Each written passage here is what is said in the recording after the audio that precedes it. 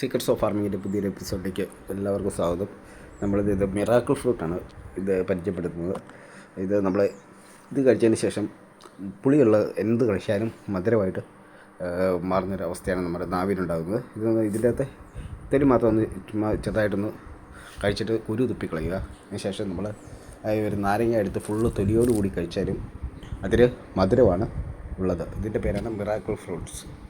ഇതിപ്പോൾ ഒരുപാട് പേര് വീഡിയോ ചെയ്തിട്ടുണ്ട്, എങ്കിലും നമ്മളൊരു പുതിയ രീതിയിലേക്ക് ഇത് ചെയ്തതാണ്. ഇത് ഏകദേശം നമ്മൾ വെച്ച് കഴിഞ്ഞാൽ ഉടനടി കായ്ഫലമാണ്. ഒരു 2 മാസത്തിനുള്ളിൽ തന്നെ നമുക്ക് അതിൻ്റെ കായ് ലഭിക്കുന്നതായിരിക്കും. നമ്മുടെ ഇല്ലിയിലൊക്കെ ഇത് കിളികളൊക്കെ വന്നിരിക്കുന്നുണ്ട് കേട്ടോ, കിളിക്കൂടൊക്കെ ഉണ്ട്. ഇത് ഫുള്ള് തൊട്ട് തന്നെ ചെറിയ ഗ്രീൻ ഇല്ലിയാണ് നമ്മളായിട്ട് പിടിപ്പിക്കാൻ തണലിന് വേണ്ടി. ഈ മിറാക്കിൾ ഫ്രൂട്ടിനും ഏകദേശം ഒരു മീഡിയം വെയിലൊക്കെ മതി. മുറ്റത്ത് പിടിപ്പിക്കാൻ പറ്റിയ ഒരു മനോഹരമായൊരു ഫ്രൂട്ട്സാണ് ഈ മിറാക്കിൾ ഫ്രൂട്ട്സ്. ഇത് നമ്മളിങ്ങനെ ചെറുതായിട്ടൊന്ന് കഴിക്കുക, അതിൻ്റെ കുരു തുപ്പിക്കളയുക. അതിനുശേഷം നമ്മൾ മോര് കുടിച്ചാൽ തന്നെ അതിന് മധുരമാണ്.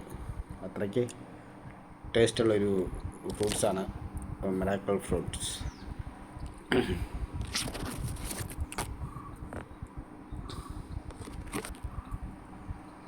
ഏത് കാലാവസ്ഥയിലും നമുക്ക് അനുയോജ്യമാണ്. പിന്നെ ഇതിന് അത്യാവശ്യമായിട്ട് ചാണകപ്പൊടി ഇട്ട് കൊടുക്കുക. പിന്നെ നമ്മുടെ കൊന്നയില ഇതിന് ചുറ്റും ഇട്ട് കൊടുത്താൽ മതി. ധാരാളമായിട്ട് ഇതിൻ്റെ ഫ്രൂട്ട്സ് ലഭിക്കുന്നതായിരിക്കും. കണ്ടില്ലേ, ഇതിപ്പം നമുക്ക് നിറച്ചും ലഭിച്ചുകൊണ്ടിരിക്കുകയാണ്.